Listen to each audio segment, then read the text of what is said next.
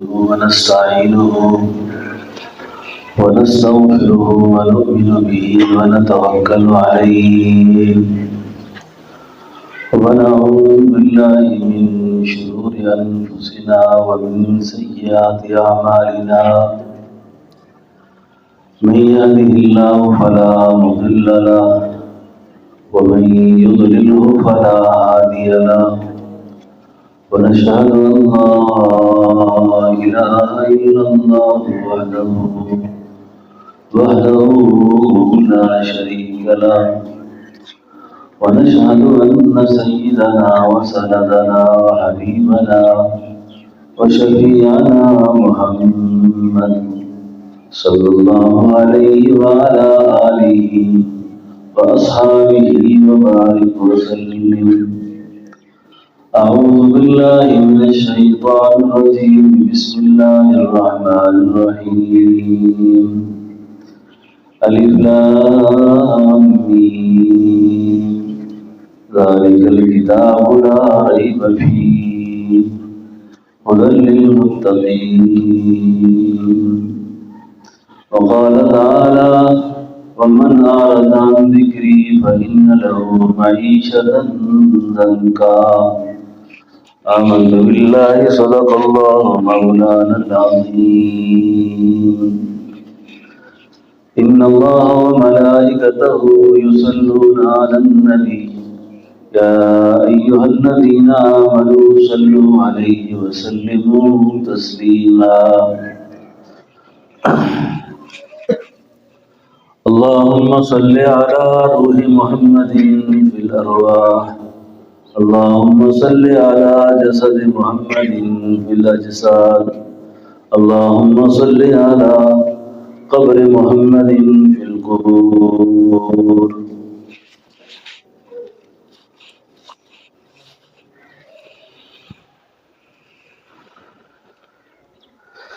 میں نے خطبے کے دوران ایک آیت مبارکہ پڑھی ہے، ان اللہ و ملائکتہ یصلون علی النبی. اس آیت مبارکہ میں اللہ فرماتے ہیں کہ میں اللہ خود اور میرے فرشتے، ملائکہ عربی میں اور فرشتہ فارسی میں، یصلون علی النبی صلات بھیجتے ہیں، یعنی درود پڑھتے ہیں. درود فارسی میں کہتے ہیں اور صلات عربی میں کہتے ہیں. اس سے نبی کریم صلی اللہ علیہ وسلم کے مقام، آپ کی بلندی کا اور آپ کی عظمت کا آپ اندازہ لگائیں.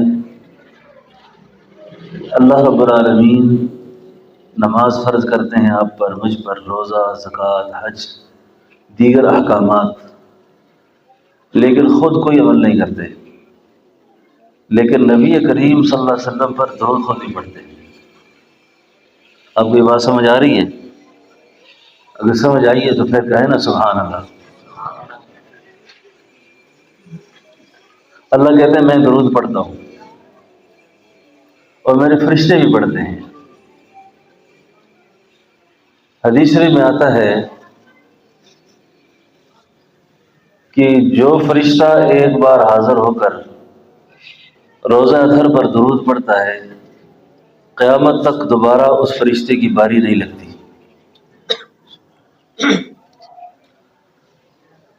اب آپ بھی، میں بھی، ہمارے اجتماعی کچھ مسئلے ہیں جن میں ہم اکثر پریشان رہتے ہیں. اکثر پریشان رہتے ہیں. آپ میں کوئی ایسا آدمی ہے جو پریشان نہ ہو؟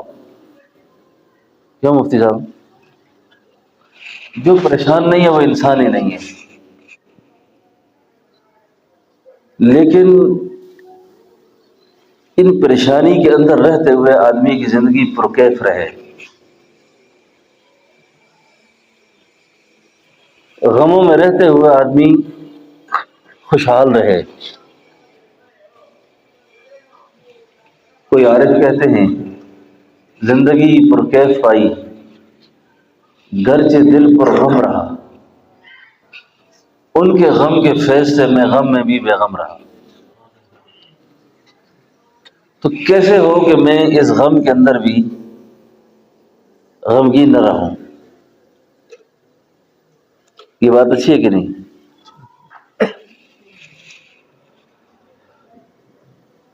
تو کوئی آدمی ایسا نہیں جو پریشان نہیں ہے۔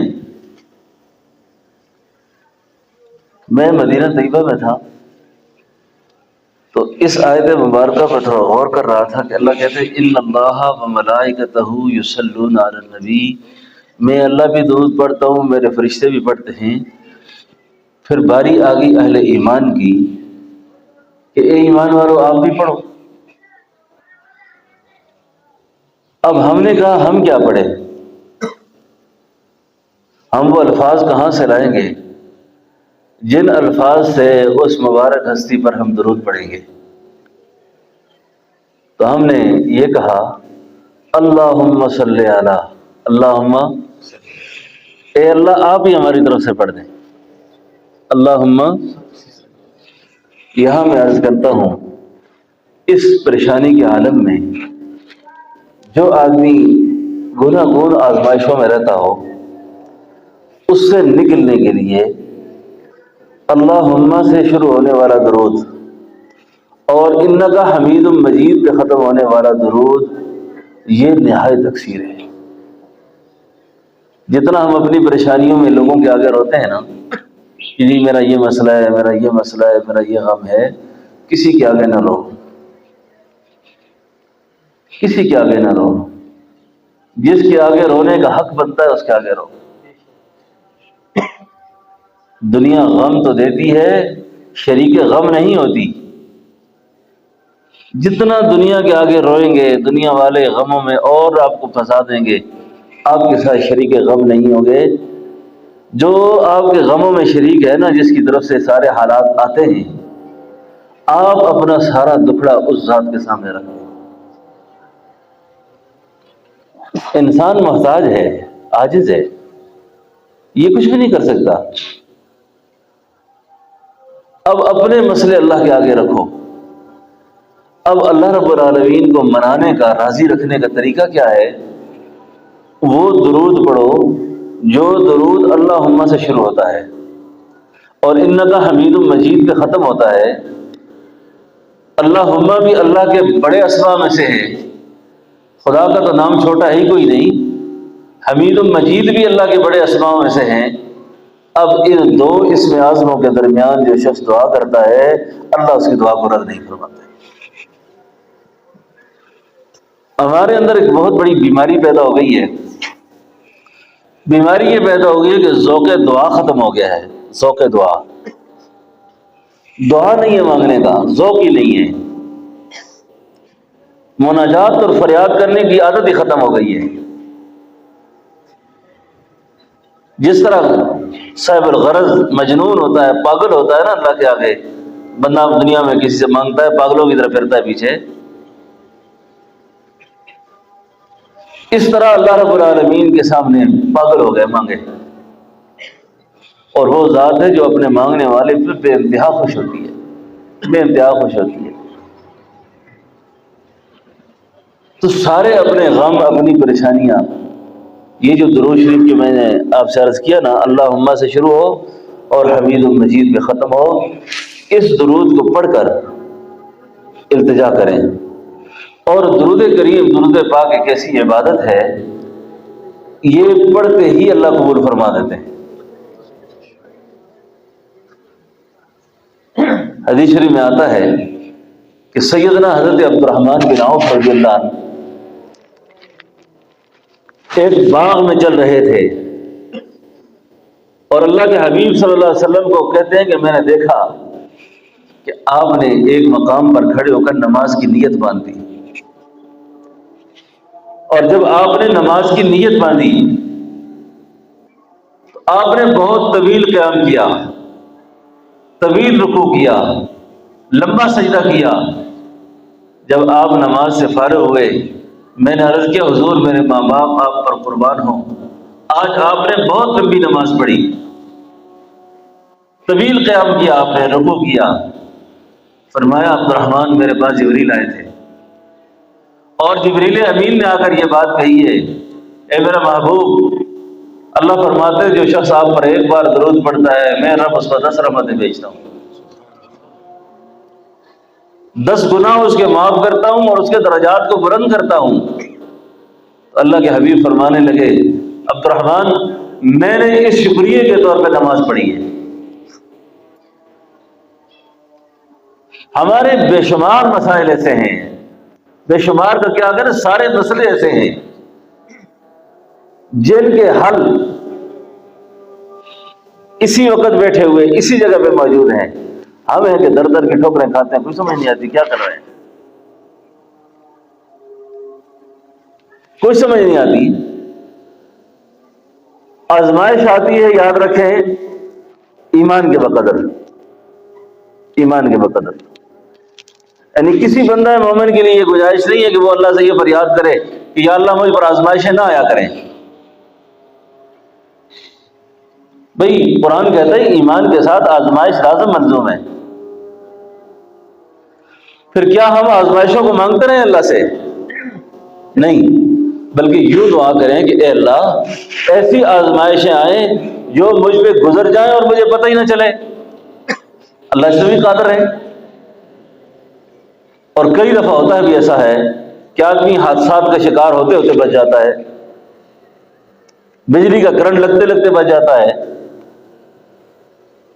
زلزلوں کے اندر سارے لوگ بھاگ کھڑے ہوتے ہیں، اس کی نیند ہی ختم نہیں ہوتی، اس کو پتہ ہی نہیں چلتا۔ تو یہ کتنی بڑی آزمائش ہوتی ہے جو بندے پہ گزر جاتی ہے اسے پتہ نہیں ہوتا۔ تو یوں اللہ سے دعا کرے کہ اے اللہ لیکن اگر بالفرض یہ آزمائشوں نے گھیرا ہوا ہے ابھی، اس سے نکلنے کا جو راستہ ہے، اس سے نکلنے کا جو راستہ ہے وہ ہے تنہائی میں بیٹھ کر درود پاک پڑھ کر اللہ سے اپنی فریاد کریں۔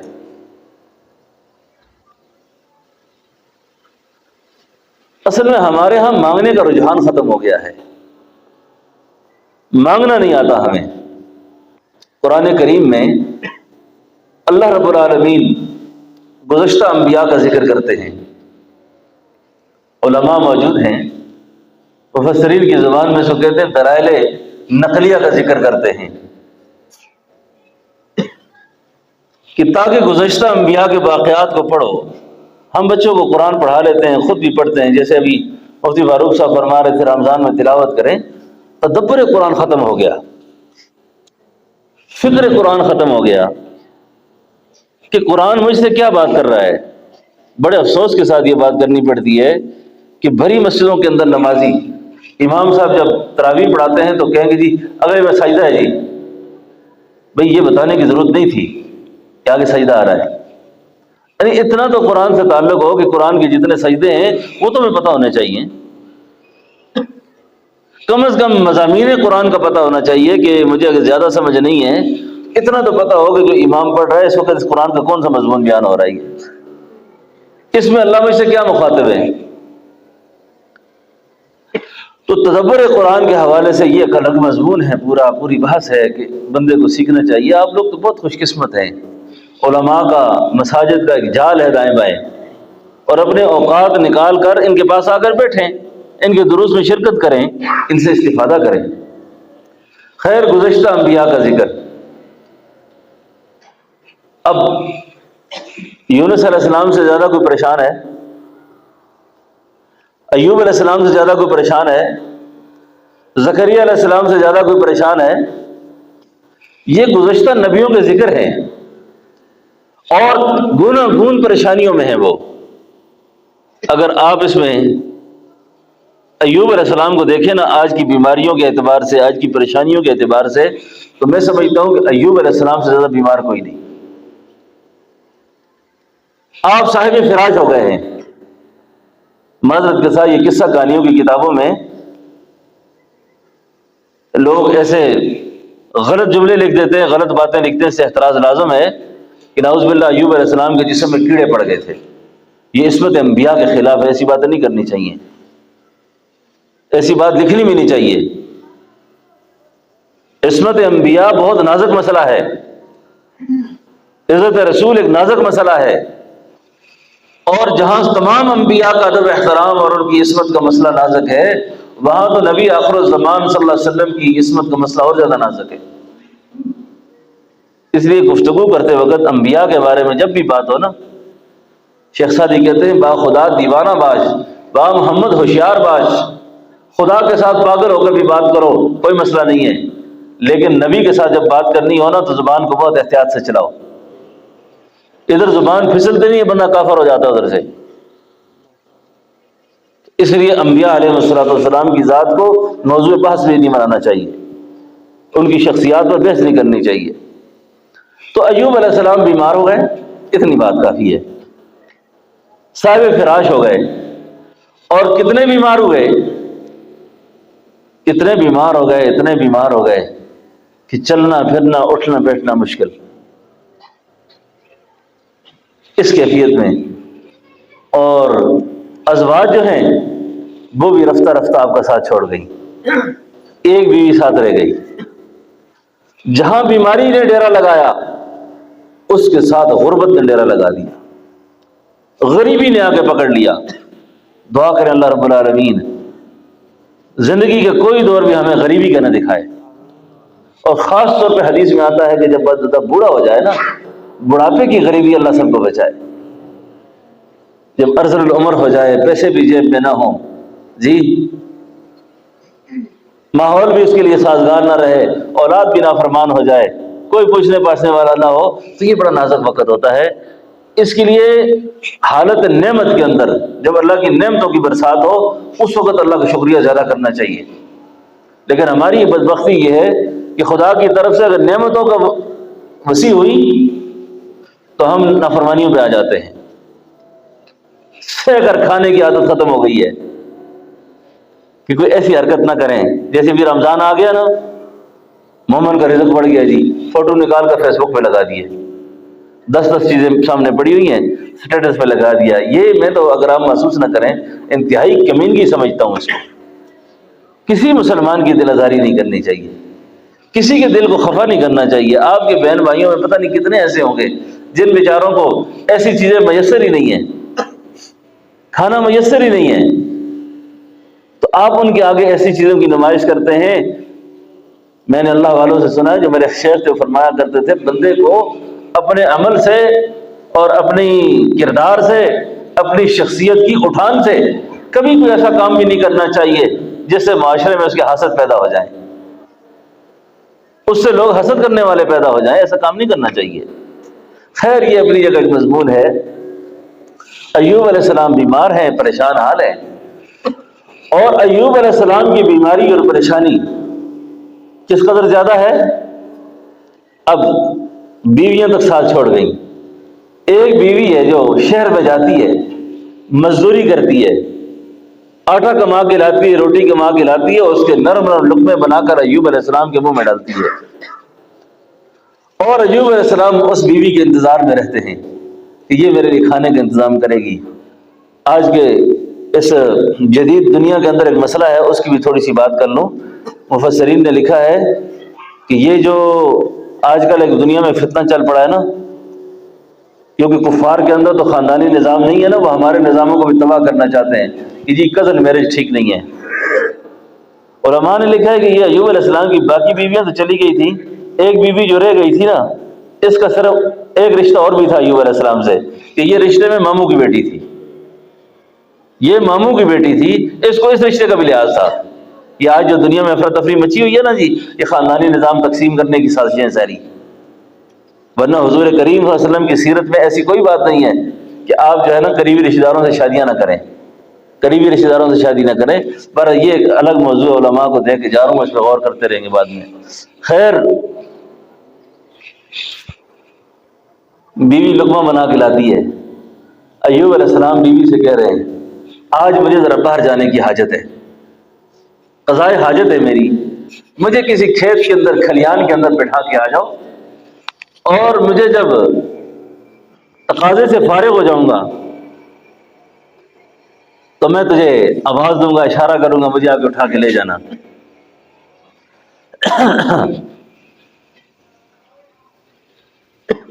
یاد رکھیں ایک بات، قبولیت دعا کا جو وقت آتا ہے نا، قبولیت ہے تو اس دعا کے وقت میں اللہ تعالیٰ داعیہ دعا پیدا کر دیتے ہیں۔ اب فیصلہ دعا کی قبولیت کا ہو چکا ہوتا ہے، اب اللہ اس کو مانگنے کی کہتے ہیں کہ مجھ سے مانگے، اور اللہ کا بندے کا جب رب شروع ہوتا ہے نا تو اللہ اپنے بندے کے مانگنے کی ادا کو بہت زیادہ پسند کرتے ہیں، بہت زیادہ پسند کرتے ہیں۔ اب یہ قرآنی دعا ہے، اب ادھر سے شفا کے فیصلے ہو گئے، ادھر سے اللہ کا پیغمبر کہتا ہے، کیا دعا ہے؟ رب انی مسنی الضر وانت ارحم الراحمین۔ فریاد شروع ہو گئی، شفا مانگ رہے ہیں اللہ سے۔ اللہ آگے سے کہتے ہیں میرا پیغمبر اور کچھ برجلک، اور کچھ برجلک کا معنی پنجابی میں ہم یہ کریں گے، ہماری ہندکو زبان میں کریں گے کھری مار ذرا، اور کچھ برجلک ذرا کھری مار۔ اللہ کا پیغمبر کہتا ہے میں تو کھری مارنے کی پوزیشن میں بھی نہیں ہوں، ایڑی نہیں رگڑ سکتا زمین پر۔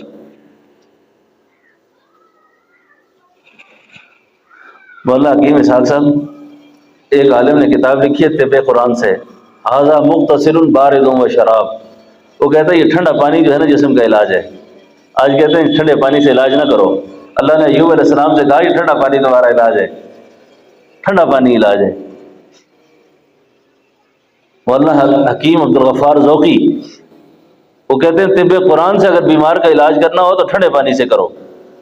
آج ہندوستان کے اندر اور باہر دنیا کے اندر ایسے اسپتال قائم ہو چکے ہیں جس کے اندر صرف اور صرف مریض کو ٹھنڈے پانی میں بٹھایا جاتا ہے، اور وہ دلیل قرآن کی آیت کو رکھتے ہیں کہ ایوب علیہ السلام کو اگر اللہ نے شفا ٹھنڈے پانی سے دی ہے تو اس کا مطلب یہ ہے کہ ٹھنڈا پانی مضر صحت نہیں ہے، اور کس کے لیے مضر صحت ہے وہ ایک الگ مسئلہ ہے۔ خیر، ایوب علیہ السلام کو اللہ نے شفا دے دی۔ جب شفا ہو گئی نا، یہ ایک صحت مند جوان کی طرح کھڑے ہو گئے، اور جب چلنے لگے نا تو بیوی راستے میں انتظار کر رہی ہے۔ اب بیوی انتظار میں کہ میرا خاوند آئے گا۔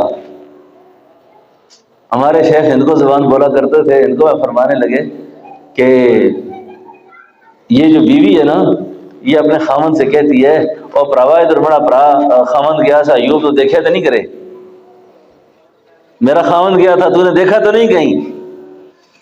ایوب علیہ السلام کا موڈ ہوا خوشطبی